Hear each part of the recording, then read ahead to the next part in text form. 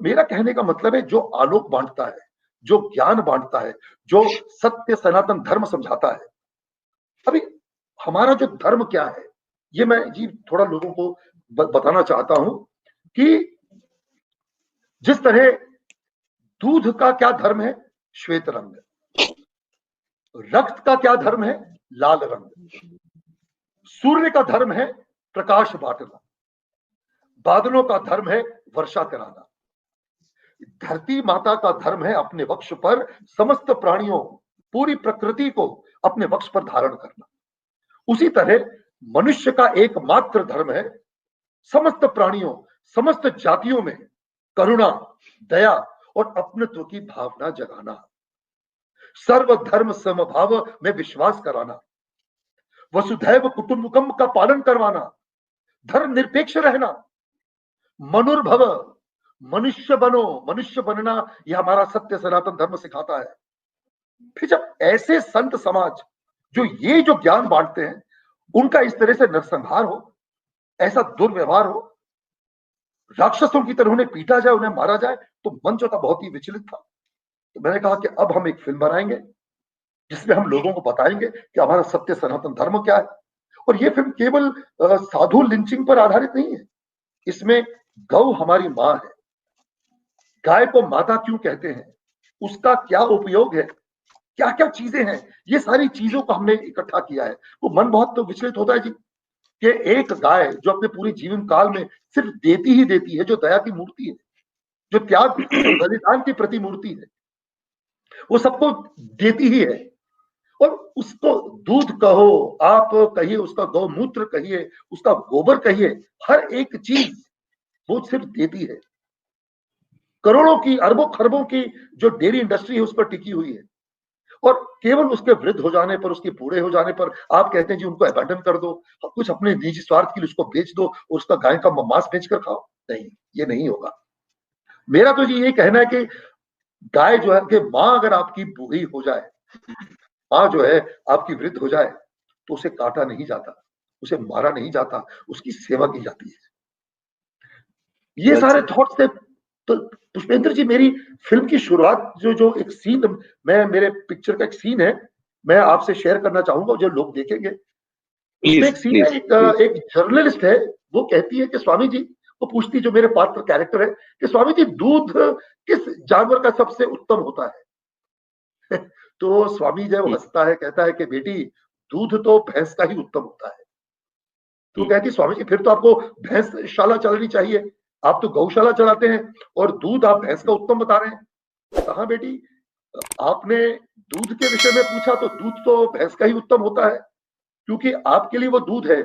और बोलती, लेकिन फिर गाय का दूध स्वामी जी? तो कहता है, बेटी गाय का दूध दूध नहीं, गाय का दूध अमृत है। और आपके लिए गाय जानवर है, हमारे लिए गाय हमारी माँ है। ये सीन है सर हमारी फिल्म का। तो इससे हमने बताना चाहा है, बहुत ही खूबसूरत। और फिर क्या है, क्या प्रॉब्लम्स हैं, क्या क्या कैसे होता है। और मैं बताऊंगा आपको, ये पूरी फिल्म हमने पालघर में शूट किया जाकर, हमने 12 दिन पालघर में रहकर शूट किए। तो मैं, मन बहुत ही विचलित था। मैंने कहा बेटे हम फिल्म बनाएंगे, इसको बढ़िया, और it's a proper Bollywood film. Because क्या जी, हम एक डॉक्यूमेंट्री बनाएंगे ना, लोग नहीं देखेंगे। पूरा जैसे इसमें एक्शन है, इमोशंस हैं, और इसका जो नैरेटिव है एकदम इंटरनेशनल स्टाइल का है। Because it's like a main stream Bollywood film. International उसकी जो टेकिंग है रिवर्स क्रोनोलॉजी में है।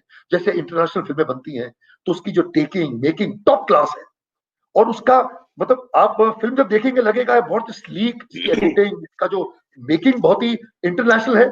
लेकिन जो बात हम कर रहे हैं वो हम अपनी हमारी जमीन की बात कर रहे हैं, हमारी रूह की बात कर रहे हैं।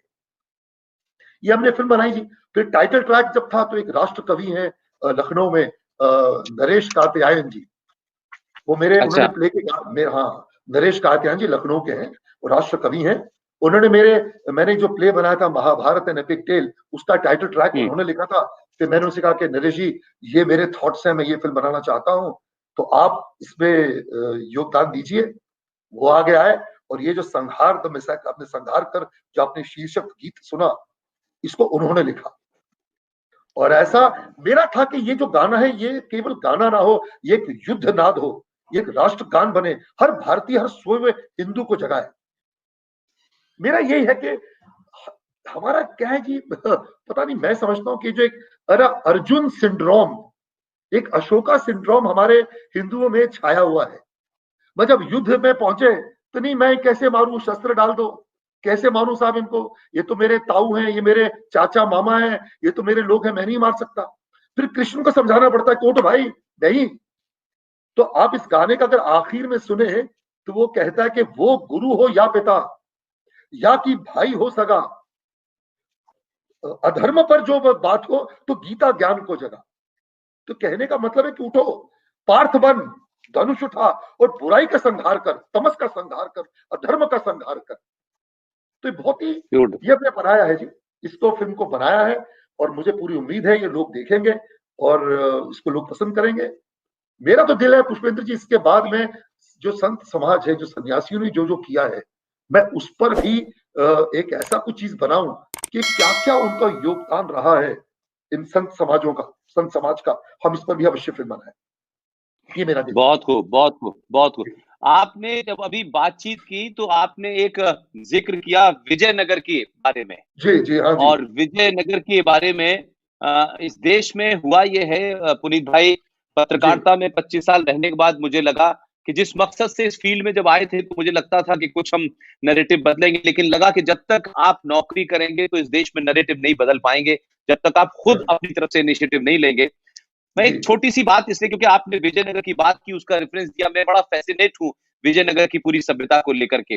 और आपको बता दूं कि हमारे देश में एक बहुत बड़े लिटरेरी फिगर हुए, और वो अब नहीं है। उनका नाम था विद्याधर सूरज प्रसाद नायपॉल, जिसे दुनिया वीएस नायपॉल के नाम से जानती है। अच्छा जी। और वीएस नायपॉल साहब ने एक किताब लिखी, इंडिया ए वुंडेड सिविलाइजेशन। ये उस किताब का मैं आपको दिखाना चाहता हूं, ये वो किताब है।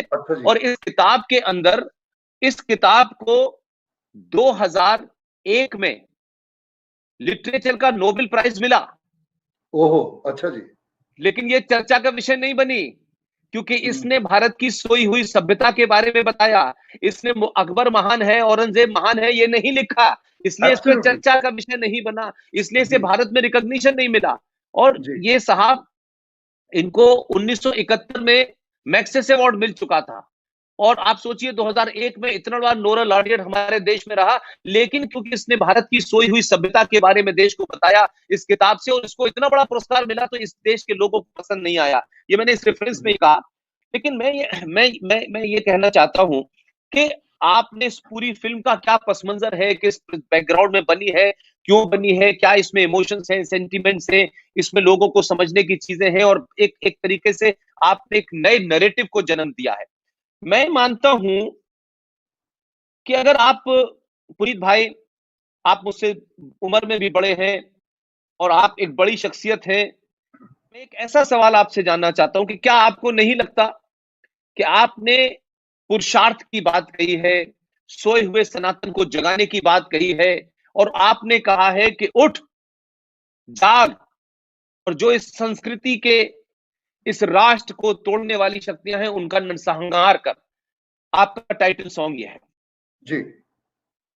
आपको नहीं लगता कि आजादी के बाद जो हमारे देश में एक आजादी हुई, क्योंकि मैं उसको आजादी इसलिए नहीं मानता कि भारत के किसी डॉक्यूमेंट में नहीं लिखा कि 15 अगस्त 1947 को भारत आजाद हुआ था।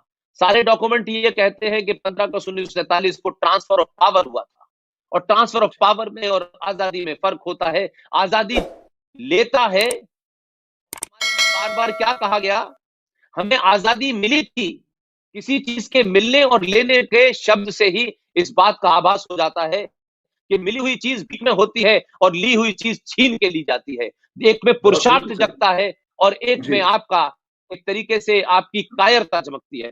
तो क्या आपको लगता है कि पिछले 70 सालों से इस देश की सत्ताओं ने, व्यवस्थाओं ने एक सिस्टमेटिक तरीके से इस देश पे, जिन्होंने आक्रांताओं ने, जिन्होंने इस देश को लूटा, मां बहनों की इज्जत लूटी, संस्कृति को लूटा, मंदिरों को तोड़ा, उन तमाम लोगों को बड़ा इसमें ग्लोरीफाई किया गया और भारत की असल संस्कृति, असल नैरेटिव को जीवित नहीं किया गया।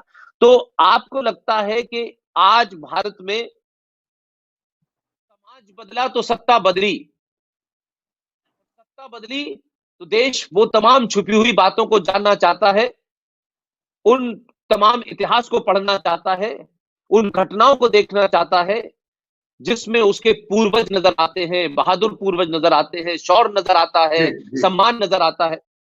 तो क्या आपको लगता है कि इस नैरेटिव में, जिस बैकग्राउंड में आपने फिल्म बनाई है, क्या आपको ऐसा लगता है कि देश में अब एक नए सोच, नए नैरेटिव की आवश्यकता है और इस नैरेटिव को हर जगह होना चाहिए, विश्वविद्यालयों में होना चाहिए, कॉलेजेस में होना चाहिए, आम लोगों के बीच में होना चाहिए?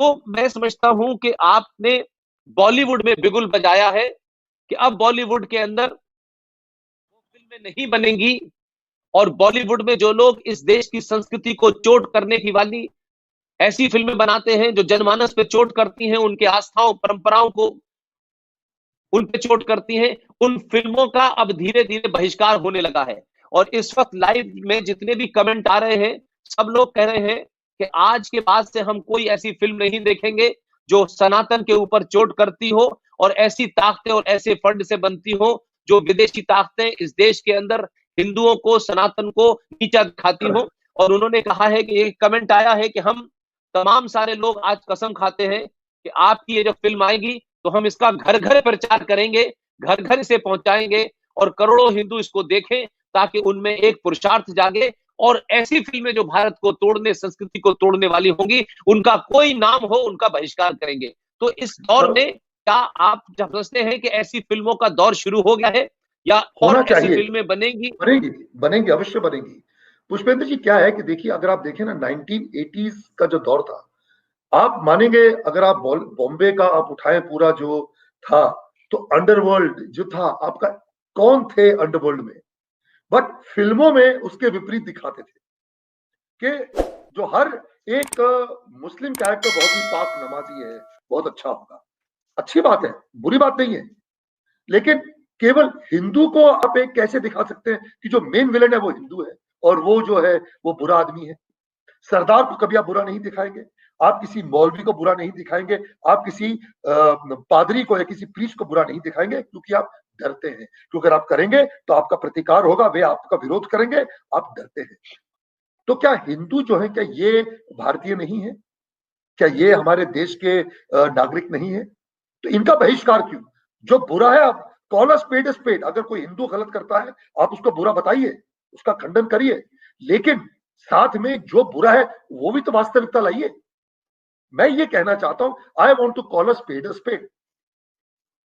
आप बनाए फिल्म, आप क्यों हमारे देवी देवता या हमारे भगवान या हमारा जो धर्म है वो क्या रास्ते पर दिख रहा है? वो रास्ते पे खड़ा हुआ है, क्यों? हम उसका बिल्कुल, आप उसका गलत मतलब नहीं दिखा सकते।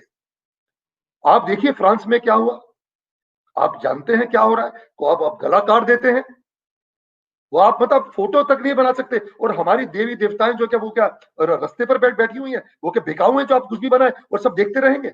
नहीं देखेंगे लोग। ये क्या है कि मैं समझता हूं पुष्पेंद्र जी, जो अंग्रेज आए थे ना, जब उन्होंने कहा था कि हमको हिंदुस्तान पे राज करना है, तो कैसे करें? उनको लगा कि इन जो हिंदुस्तान है, हमें इनके पहले इनका मॉरल तोड़ा जाए। इनकी सभ्यता बहुत स्ट्रांग है, इनका जो हेरिटेज है, जो इनका धर्म है, इनकी संस्कृति, क्या क्या ये सब फिक्शन है जी, ये माइथोलॉजी है, यह बकवास है ये। अरे क्यों? हमारी संस्कृति, हमारी सभ्यता माइथोलॉजी हो गई। हाँ, और आपकी जो आप देखिए, आपको क्रिश्चियनिटी में दे बिलीव कि मदर मेरी वाज वर्जिन में मेरी, जीसस क्राइस्ट अपना रिजरेक्ट होकर वापस आए थे, उसको आप बिलीव करते हैं। लेकिन आप हमारे यहाँ पे कुंती माता ने कर्ण को पैदा किया, वो आप मानेंगे नहीं। आप देखिए महाभारत में हमारी कितने चीजें हैं। अब आज से अगर 100 साल पहले मैं आपसे कहता कि साहब हमें लाइव टेलीविजन पर एक बात कर रहे हैं, मैं आपको लाइव टेलीकास्ट दिखा रहा हूं, लोग कहते कि क्या गांजा पी के पुनीजिया बात कर रहे हैं। संजय ने धृतराष्ट्र को पूरी महाभारत आंखों देखा हाल एक कहता लाइव टेलीकास्ट दिखाया। That means that time the technology was so high, हमारा साइंस इतना एडवांस था कि we had something called live television. आप समझ रहे मैं क्या कहना चाह रहा हूं जी? जी जी तो जी जी जी जी जी। बिल्कुल। तो आप देखिए महाभारत में हमारी ऐसी ऐसी चीजें हैं। आपको पता है जब अमेरिका ने जब ये एटम बम बनाया था, तो उनके जो बनाने वाले थे, उन्होंने गीता का वर्णन किया कि गीता में इस जो कहते हैं, ये जो अपना दिव्यास्त्र का जो वर्णन है, एटम बॉम्ब का सेम वर्णन है जी। कि आप सोचिए इतने हजार वर्ष पहले अगर उन्होंने किसी ने कहा ना जी कि ये तो काल्पनिक है, मैं कहता हूं अगर तो ये सही है, अगर तो रियलिटी है तो ये अद्भुत है, और अगर ये काल्पनिक है तो ये महाअद्भुत है। ऐसा कल्पना करना, रामायण काल में आपने देखा है कि पुष्पक विमान था, प्लेन तो अभी हमने डिस्कवर किया है। तो यानी उस वक्त हमारी जो सभ्यता थी, हमारी साइंस इतनी एडवांस थी। तो हमको तो क्या है, अंग्रेजों ने कहा कि नहीं यार इनको कहो ये तो सब झूठ है, और आपको अगर प्रोग्रेसिव बनना है आप अंग्रेजी सीखो और ये सब ये काल्पनिक चीजों पे मत पड़ो, ये अंधविश्वास है। तो उन्होंने हमें दूर किया, और हमारे ऐसा कुछ दुर्भाग्य रहा कि हमें टेक्स्ट में भी वही पढ़ाया गया। हमें, मुझे याद है चाइल्ड, हमको बचपन में पढ़ाया जाता था कि छत्रपति शिवाजी जो थे, he was a mountain rat. I remember हमारे स्कूल में हमें यह पढ़ाया गया। महाराणा प्रताप के ऊपर छोटे से 4 लाइनें हैं। अरे जिसने पूरे बोलते ना मुगल साम्राज्य को लोहा ले लिया जी, उनकी अधीनता स्वीकार नहीं की। अकबर बादशाह पूरे हिंदुस्तान का बादशाह था, मेवाड़ ही ऐसी जगह है जिसने अधीनता नहीं स्वीकारी, उसके बारे में लोगों को पता ही नहीं है। तो ये हमारा फर्ज बनता है कि हम लोगों तक ये पहुंचाएं कि हमारी सभ्यता क्या है, हमारी संस्कृति क्या है, और हमें अपनी संस्कृति पर गर्व होना चाहिए। और ये हमें निर्भय होकर लोगों को बताना चाहिए कि ऐसे ऐसे हमारे पात्र हुए हैं, ऐसे ऐसे लोग हुए हैं जिन्होंने हमारे देश के लिए क्या क्या नहीं किया। ये हमारी देश की जो धरोहर है, ये बहुत ही बहुत ही रिच है।